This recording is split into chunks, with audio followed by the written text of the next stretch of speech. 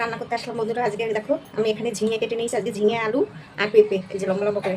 আজকে ঝিঙে আলু দিয়ে পেঁপে দিয়ে পাতলা ঝোল করবো, আর চিংড়ি মাছ দেবো একটু তার মধ্যে। আজকে প্রচন্ড গরম পড়েছে, তাই ভাবলাম একটু পাতলা ঝোল করি, অনেকদিন করি না। তা আজকে একটু পাতলা ঝোল করছি। তার আগে আমি আরেকটা জিনিস করব, আজকে একটু আমরা চিংড়ি ভাজা খাবো। তাই এখানে আমি কিছুটা চিংড়ি আমি কড়াইতে দিয়ে দিচ্ছি। এই যে তেল দিয়ে দিয়েছি কড়াইতে।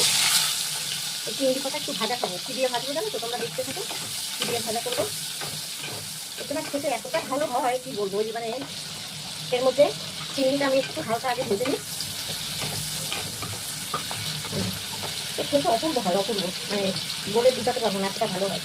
আমি এর মধ্যে 1 চামচ রসুন দিচ্ছি, আর একটু দিয়ে দিলাম। আর দিয়ে দেবো পেঁয়াজ বাটা। পেঁয়াজ কুচানো দিতে পারতাম, কিন্তু কুচানোর থেকে বাটাটা বেশি ভালো হবে। এই যে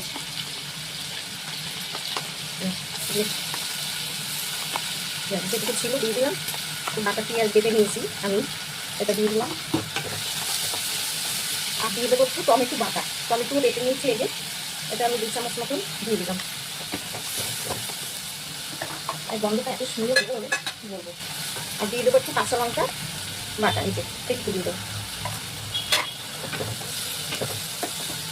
এবার আমি নুনটা স্বাদ মতন দিয়ে দিচ্ছি একটু, যেহেতু অল্প তো ওই জন্য অল্প নুন দিচ্ছি। আর দিয়ে দেবো হলুদ একটু। এবার এটাকে আমি খুব ভালো করে ভাজবো, যতক্ষণ না কাঁচা গন্ধটা যাচ্ছে ততক্ষণ আমি এটাকে কষাবো। কতটা সুন্দর ভাজা হয়েছে। এবার আমি একটুখানি কাশ্মীরি লঙ্কার গুঁড়ো দিয়ে দেবো, এই যে একটু।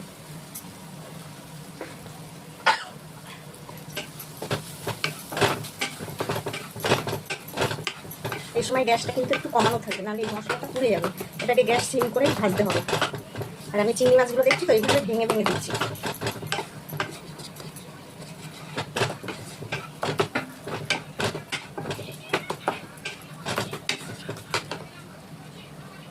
এটা আমার ভাজা হয়ে গেছে। এটা একটু জল দেবেন না, একদম মানে এটা শুধু ভাজা ভাজাই করবো।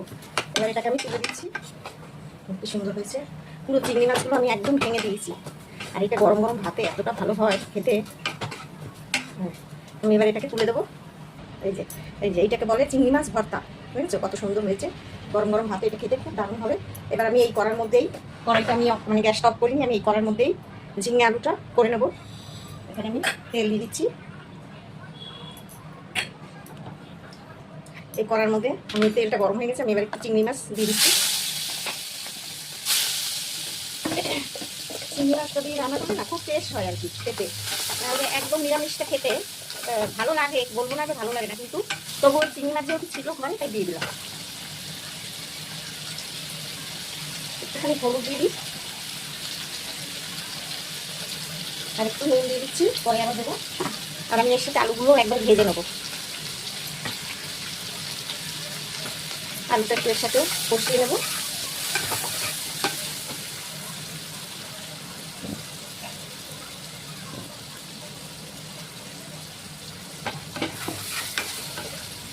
নুন দিলাম। এবার একটু এখানে একটু জিরে বাটা দিয়ে দিচ্ছি, বেশি দেবো না, পাতলা ঝোল করবো তো। আর দিয়ে দেবো একটু কাঁচা লঙ্কা বাটা, এই 2 চামচ মতো দিয়ে দিলাম। আর 1 চামচ টমেটো বাটা, 1 চামচ দেবো, আর দেবো না। এটার ঝোলটা বেশি গাঢ় হলে খেতে ভালো লাগবে না।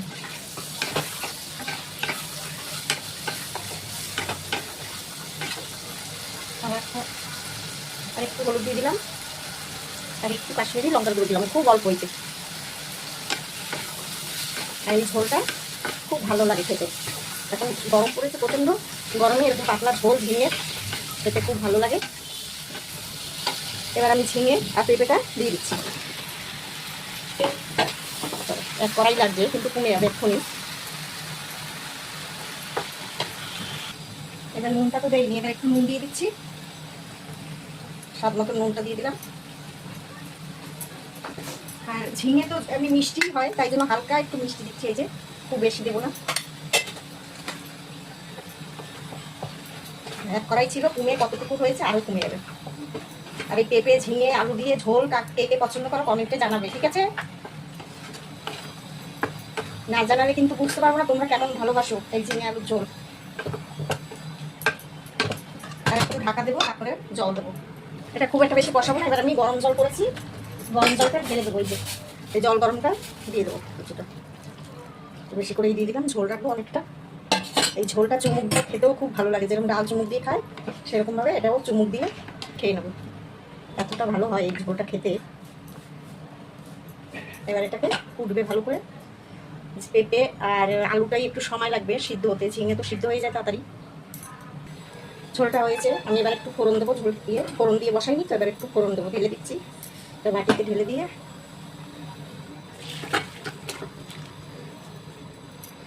বসিয়ে দিলাম।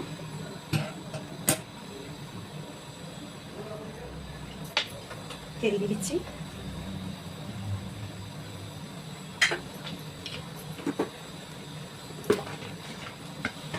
ফোড়নটার গন্ধটা খুব সুন্দর হবে, এত সুন্দর লাগে এই গন্ধটা।